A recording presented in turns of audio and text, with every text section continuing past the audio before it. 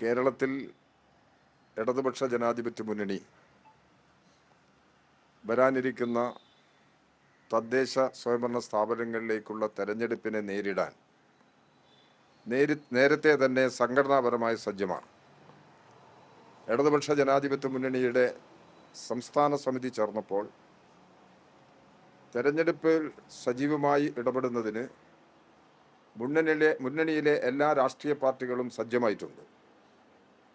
മുന്നണിയുടെ ധാരണയുടെ അടിസ്ഥാനത്തിൽ തദ്ദേശ സ്വയംഭരണ സ്ഥാപനങ്ങളിലേക്കുള്ള സീറ്റ് വിഭജനം താഴെ തലത്തിലാണ് നടക്കുന്നത്. കഴിഞ്ഞ പിണറായി വിജയൻ സർക്കാരിൻ്റെ ഗവൺമെൻറ് 9 വർഷത്തിലധികമായി അധികാരത്തിൽ തുടരുകയാണ്. ഇപ്പോൾ തദ്ദേശ സ്വയംഭരണ സ്ഥാപനങ്ങളുടെ കാലാവധി 5 വർഷം പൂർത്തിയാകുന്നു. ഈ കാലയളവിൽ കേരളം കൈവരിച്ച സമാനതകളില്ലാത്ത നേട്ടങ്ങളുണ്ട്. കേരളം വൻകിട വ്യവസായങ്ങൾക്കും മറ്റ് വികസന പ്രവർത്തനങ്ങൾക്കും പശ്ചാത്തല സൗകര്യങ്ങൾ ഒരുക്കുന്നതിനും വലിയ തോതിൽ മുൻഗണന നൽകുകയാണ്. കേരളം സാമൂഹ്യ സുരക്ഷാ നടപടികളിൽ, ജനക്ഷേമ പ്രവർത്തനങ്ങളിൽ വലിയ തോതിൽ മുന്നേറ്റം സൃഷ്ടിച്ചിട്ടുണ്ട്. ഈ 2 ഭാഗവും ചേർന്ന് കേരളത്തിലെ ജനങ്ങളുടെ ഭാവി ജീവിതത്തിന് കൂടുതൽ സുരക്ഷിതത്വമുണ്ടാക്കാൻ ഇടതുപക്ഷ ജനാധിപത്യ മുന്നണി ഗവൺമെൻറ് ശ്രമിച്ചു വരികയാണ്.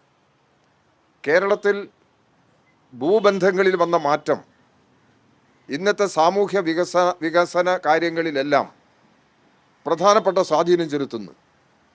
അതിൻ്റെ തുടർച്ചയായി പെൻഷനും മറ്റാനുകൂല്യങ്ങളും സാധാരണ ജനങ്ങൾക്ക്, സാധാരണ തൊഴിലാളികൾക്കും മറ്റു പാവപ്പെട്ട ജനങ്ങൾക്കും ലഭിക്കുന്ന സ്ഥിതി വന്നു. ഈ നില മെച്ചപ്പെടുകയാണ്.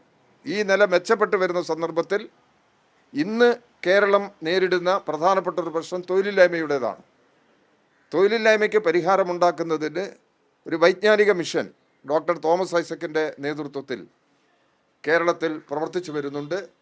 ആ വൈജ്ഞാനിക മിഷൻ പ്രായോഗികമായി ഏത് മേഖലയിലാണ് തൊഴിൽ വേണ്ടത്, തൊഴിലാളികളെ ഏത് മേഖലയുടെ ആവശ്യം, അത്ര മേഖലയിൽ തൊഴിലാളികളെ റിക്രൂട്ട് ചെയ്യുന്നതിനും അവിടെ മതിയായ പരിചയമുള്ള തൊഴിലാളികളില്ലെങ്കിൽ തൊഴിൽ പരിശീലനം നൽകാനും നൈപുണ്യ വികസനം എന്ന പദ്ധതിയിലൂടെ തൊഴിൽ വികസനം നൽകുന്നതിനും വേണ്ടിയുള്ള നടപടികൾ കേരളത്തിൽ സ്വീകരിക്കുകയാണ്.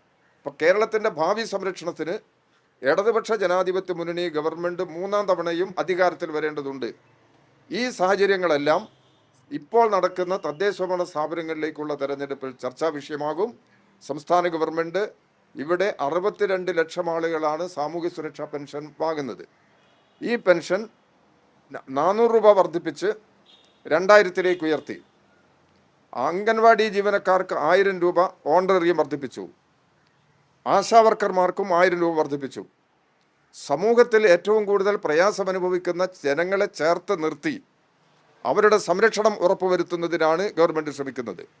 കേരളത്തിൽ ഒരു 33 ലക്ഷത്തോളം സ്ത്രീകൾക്ക് ഗുണകരമാകുന്ന 35 വയസ്സ് മുതൽ 60 വയസ്സ് വരെ പ്രായമുള്ള സ്ത്രീകൾക്ക് ഒരു പ്രത്യേക ആനുകൂല്യമായി സഹായം നൽകാൻ, ഒരു മാസം 1000 രൂപ സഹായം നൽകാൻ ഗവൺമെൻറ്, ഇതൊരു വീട്ടമ്മമാർക്കുള്ള അംഗീകാരമാണ്. ഇങ്ങനെയുള്ള നാനാതരത്തിലുള്ള നടപടികൾ ഗവൺമെൻറ് സ്വീകരിക്കുന്നുണ്ട്. ഈ ജനക്ഷേമ നടപടികൾ തുടരണം എന്നുള്ളതാണ് ജനങ്ങളുടെ പൊതുവികാരം. അത് യാഥാർത്ഥ്യമാക്കുന്നതിന് എല്ലാ ജനവിഭാഗങ്ങളും ഇടതുപക്ഷ ജനാധിപത്യ മുന്നണിക്ക് അനുകൂലമായി ഈ തദ്ദേശ സ്വയംഭരണ സ്ഥാപനങ്ങളിൽ അണിനിരക്കും. ജനങ്ങൾ അത്തരം ഒരു സഹകരണം ഇവിടെ നൽകണം എന്നുള്ളതാണ് പൊതുവെ ഇടതുപക്ഷ ജനാധിപത്യ മുന്നണിക്ക് അഭ്യർത്ഥിക്കാനുള്ളത്. LDFന്റെ അല്ലെങ്കിൽ സർക്കാരിന്റെ നേട്ടങ്ങൾ മുൻനിർത്തി തന്നെയാണ് ഈ തെരഞ്ഞെടുപ്പിനെ പോറ്റി ചോദിക്കുന്നത്. പ്രാദേശിക ഘടകങ്ങൾ പ്രാദേശിക ഇടതുപക്ഷ ജനാധിപത്യ മുന്നണി ഗവൺമെന്റിന്റെ ജനക്ഷേമ നടപടികൾ അതിൽ മിക്കവതും നടപ്പിലാക്കുന്നത് തദ്ദേശ സ്വയംഭരണ സ്ഥാപനങ്ങൾ വഴിയാണ്. തദ്ദേശ സ്വയംഭരണ സ്ഥാപനങ്ങൾ എന്നത് പ്രാദേശിക ഗവൺമെൻറ്റുകളാണ്. ആ പ്രാദേശിക ഭരണ സംവിധാനത്തെ ശക്തിപ്പെടുത്തുക എന്ന സമീപനമാണ് ഇടതുപക്ഷ ജനാധിപത്യ മുന്നണി ഗവൺമെൻറ് സ്വീകരിച്ചിരിക്കുന്നത്. ഇത് രണ്ടും പരസ്പരം ബന്ധപ്പെട്ടതാണ്. കേരളത്തിൻ്റെ വികസനമാകെ പരിശോധിച്ച് കഴിഞ്ഞാൽ നമുക്ക് കാണാൻ കഴിയും, ഗവൺമെൻറ് തദ്ദേശ സ്വയംഭരണ സ്ഥാപനങ്ങൾ എന്ന് പറയുമ്പോൾ ജില്ലാ പഞ്ചായത്ത്, ബ്ലോക്ക് പഞ്ചായത്ത്, ഗ്രാമപഞ്ചായത്ത്, അതാണ് ത്രിതല പഞ്ചായത്ത്, പിന്നെ നഗരസഭകൾ, മുനിസിപ്പാലിറ്റികൾ, കോർപ്പറേഷനുകൾ, ഇതെല്ലാം ചേർന്ന് നിൽക്കുന്ന ഒരു വികസനമാണ് കേരളത്തിൻ്റെ പൊതുവികാസം. അപ്പോൾ ആ ഒരു കാഴ്ചപ്പാടാണ് ഇടതുപക്ഷ ജനാധിപത്യ മുന്നണി മുമ്പോട്ട് വെക്കുന്നത്. അധികാര വികേന്ദ്രീകരണത്തിന് പ്രധാന പരിഗണനയാണ് സംസ്ഥാന ഗവൺമെൻറ് നൽകി വരുന്നത്. തീർച്ചയായിട്ടും സ്ഥാനാർത്ഥി നിർണയം ഇടതുപക്ഷ ജനാധിപത്യ മുന്നണിക്ക് വലിയ വിഷയമല്ല. സ്ഥാനാർത്ഥികളെ സംബന്ധിച്ച് മുന്നണി ധാരണ ഉണ്ടാക്കി കഴിഞ്ഞാൽ ഓരോ പാർട്ടിയുമാണ് ഓരോ പാർട്ടിയുടെ സ്ഥാനാർത്ഥികളെ പ്രഖ്യാപിക്കുക. അത് മിക്കവാറും എല്ലാ സ്ഥാപനങ്ങളിലും ഏകദേശം തയ്യാറായി കഴിഞ്ഞിട്ടുണ്ട്. തെരഞ്ഞെടുപ്പിൻ്റെ വിജ്ഞാപനം വന്നു കഴിഞ്ഞാൽ, അതിൻ്റെ ടൈം ഷെഡ്യൂൾ വന്നു കഴിഞ്ഞാൽ അതിനനുസരിച്ച് മുന്നണി ധാരണയും സ്ഥാനാർത്ഥികളെയും ഓരോ പ്രദേശത്തും ഇടതുപക്ഷ ജനാധിപത്യ മുന്നണിക്ക് പ്രഖ്യാപിക്കാൻ കഴിയും.